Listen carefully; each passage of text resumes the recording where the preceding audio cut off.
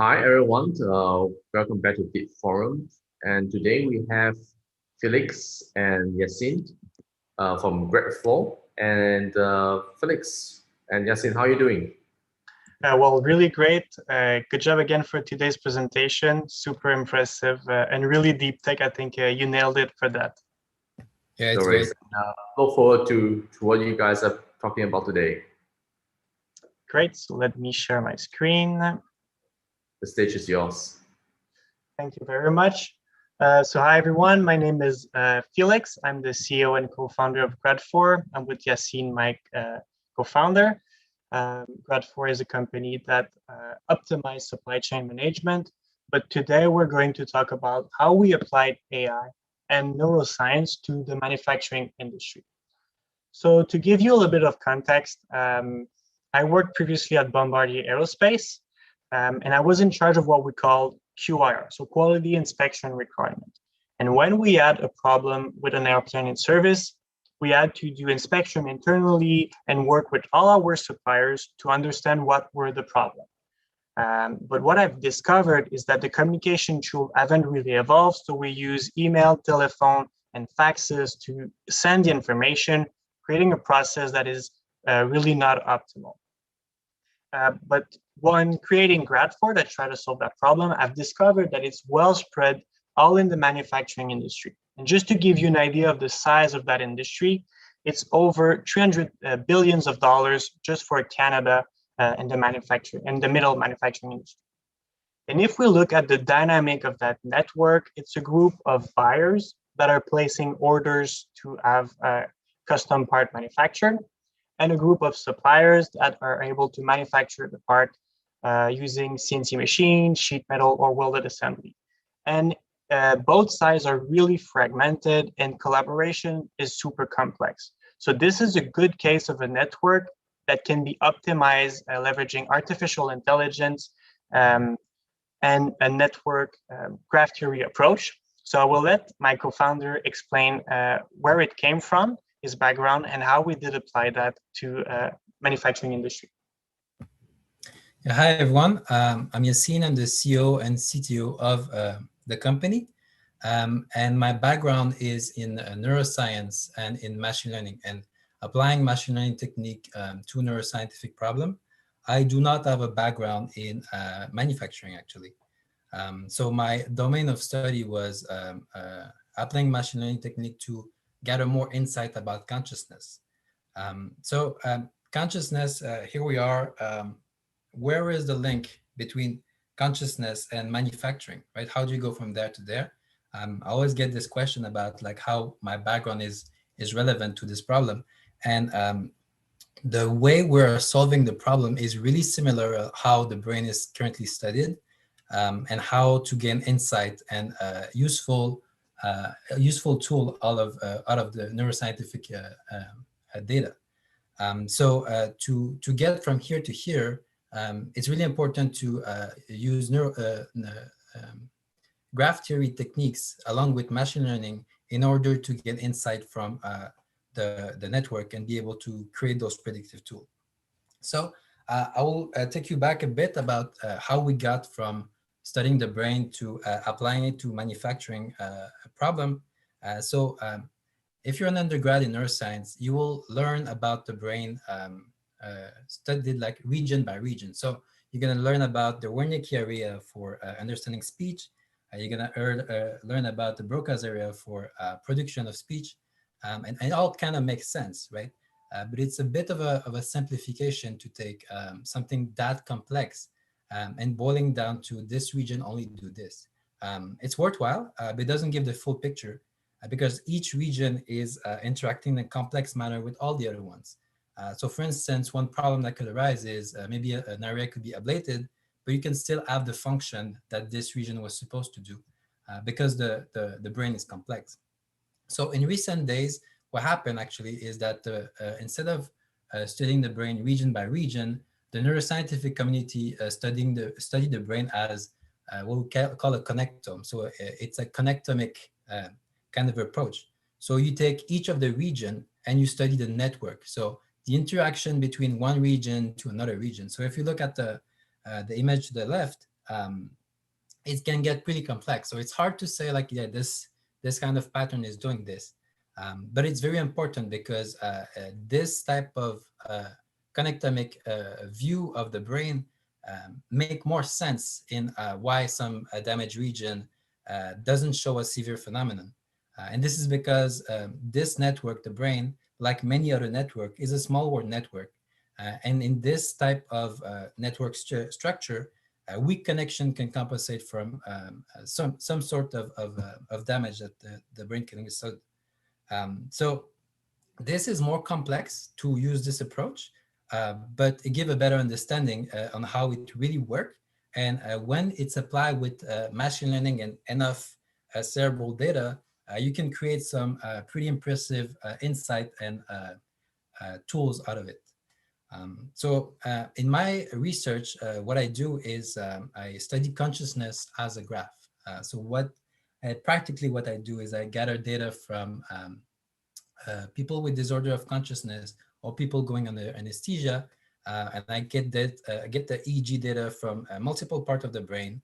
I then create those graph of functional connectivity between each brain region, and then I create those networks, and I characterize those networks, and I can feed that to machine learning algorithm in order to predict, to understand, and more generally to get a better understanding of how this whole network structure is useful.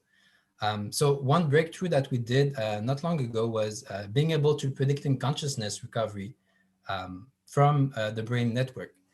So this is important because the participant from the study undergoing anesthesia, and then we were able to detect when they will be recovering 30 minutes before it actually happened. So this we were able to do that by treating this complex problem of consciousness, right? So if you think about it, there's not one region that is part of the consciousness region. It's a whole network that is acting in a dynamic way, and then by using machine learning technique and using the data that we were able to collect, we're able to make some predictive assessment on when the people will be able to recover. So this is super useful for anesthesiologists, for instance, when they want to understand when the patient will recover from an anesthetic. But the point is here that we went from a complex system with many interactions between many different regions. We're able to understand it and categorize it as a network, and then use graph theory technique and machine learning in order to better understand. So this type of methodology that the neuroscientific community is really aware of and that they use heavily can be translated into the manufacturing problem. And it actually help a lot in seeing how we can solve and optimize these type of network. So let's formulate this RFQ problem that Felix talked about as a graph theory problem. So what do we have? We have nodes. So we have suppliers and buyers. So we have two types of node. So you have the node of the supplier and the node of the buyer, and there's many of them. So this is the little circle that we have, and then we have edges between a supplier and a buyer, right? And you can have many edges from one supplier to many buyers. You cannot have edge from suppliers to suppliers and buyers to buyers. And the edge are twofold. You have the contracts edge, and then you have the price per part edges. So if you put all of this together, you actually have a weighted multi-bipartite graph. So it's weighted because you can have multiple contract with a buyer or a supplier, and you can have multiple price per part between a supplier and a buyer. It's bipartite because there's no connection between suppliers to suppliers and buyer to buyers. And it's a multi-graph because you actually have two graphs that are superimposed one into the other. So if we take this formulation of this messy problem, the goal becomes really simple. We want to optimize the sum of all edges in the graph. If we're able to do that, the network and the whole RFQ problem is kind of solved because now the suppliers get more contract, the buyers get their price per part, and there's a bigger flow into that graph. So by formulating like this, it helped really to solve the problem and optimize and understand how we can do the product development in a way that not benefit one supplier or a group of supplier or buyers, but benefit the whole network of manufacturing middle part. So Felix, I will leave it for you for the rest. Thank you, Yacine. So that's exactly what we did. We started to observe the whole network with graph theory, and we made the first assessment. So before any intervention, that was a really opaque environment. So it was hard for buyers to find new suppliers, to exchange information, and to take optimal decisions. This is mainly due because of the tool that they use. As I mentioned earlier, it's really archaic, email, telephone, and faxes, but also the information is gathered using Excel spreadsheet and handwritten note. So it creates information flow that is limited, and the data is poorly collected and not actionable. So in that environment, the number of contracts wasn't optimal, and gathering the price per part was super complex. So the first thing that we did is we created a platform to allow those buyers and suppliers to collaborate together. That platform did not change the way collaboration was made, but it made it simpler and it structured it. So a buyer comes on the platform, upload his requirement, and it's then sent to every capable suppliers within the network. From there, interested suppliers can give prices and delays. And with that information, the buyer can select who they want to work with. Doing that allowed us to really centralize and standardize all the information, but also to increase the information flow and in the environment that we were able to monitor. Finally, we were able to collect uncharted data, which could take the form of price per part, 3D model, but also other type of information like period of the year, location of both parties, and all useful information to build different machine learning tools that I will show you. As soon as we started that first phase of optimization, we were able to observe new issues that rose up. So with the increase of activity, we saw a behavior that was problematic called should costing. So this is when a buyer requests quotation from suppliers with no real intent to bid. With the easiness of using our platform, this was more and more common. The second thing that was observed is that sometimes buyers were sending parts that were not ready to be manufactured and could have some defect, creating problem after the contract was given. And the final one is that suppliers had access to too many options, and it was hard to select where they should give their attention, and it wasn't optimal for the network. So we took those three problems and approached really the situation as a network and with graph theory, and we try to optimize it. So the first problem with the should costing, and we solved those problems, as I said, leveraging artificial intelligence and leveraging the data that we gathered. So for the first problem, which was the should costing, we built a cost estimator leveraging machine learning, the data that we gathered on the platform and through other sources with various partners to come up with an efficient tool. The second thing that we built is a manufacturability assessment based on a computer vision approach. So by looking at the 3D model, that program is able to assess what could be problematic or what will impact the price. And the final one is a recommender system to help the buyer spend time on contract that they are the most likely to get. Really with the objective of optimizing the whole network, increasing the number of contract given, and the number of price per part valid that we were gathering within the network. So if we look at the should costing, this is a situation where the buyer requests the price with no intent to give a contract. Usually it's because they just want to have an estimate for a price. Rather than do an internal analysis with the engineering team, they ask the suppliers to bid. With the platform, it was so easy to do that it could become problematic. So suppliers were wasting a lot of time bidding on those opportunities that could not lead to contract, and it was creating suppliers fatigue. At the end, that fatigue would translate into a lower amount of contract and activity on the supplier, but the whole graph wasn't optimized because those intentions could not lead to contract. So we build that estimation model that leverage all the data that we gathered for different specific product. So historical price and data based on what type of machine the machine shop would have, were they available, price of the material. So with all those information, we're able to give an estimate of the price and the delays with a confidential interval. And that is good enough for the buyer to decide whether they will request real quotation to give a contract or go back to the drawing board. And by making that tool available, we're able to save a lot of time on the supplier side, but also on the buyer side that can already go back to the next right action.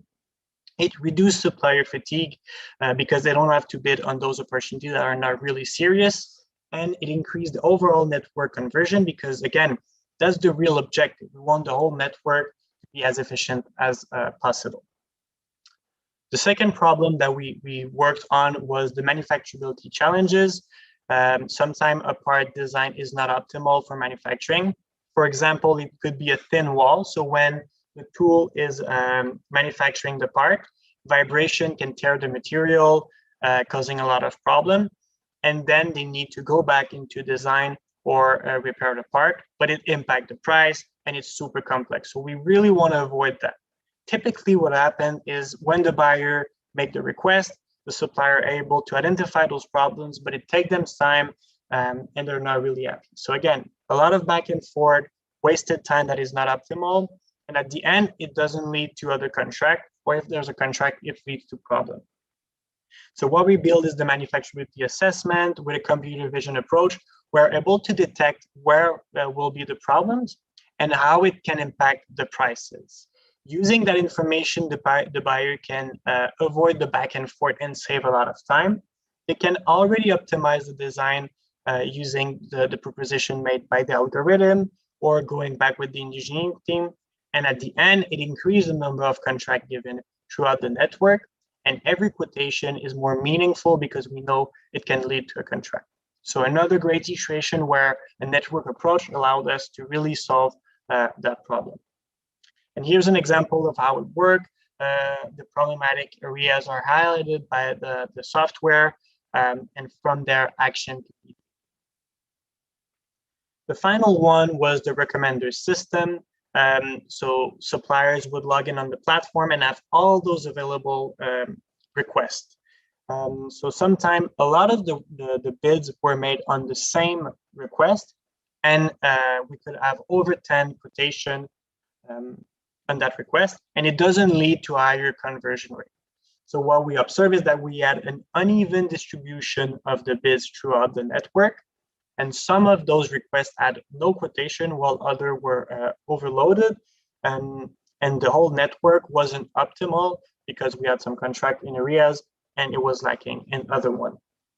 So what we build is a recommender system based on a machine learning approach.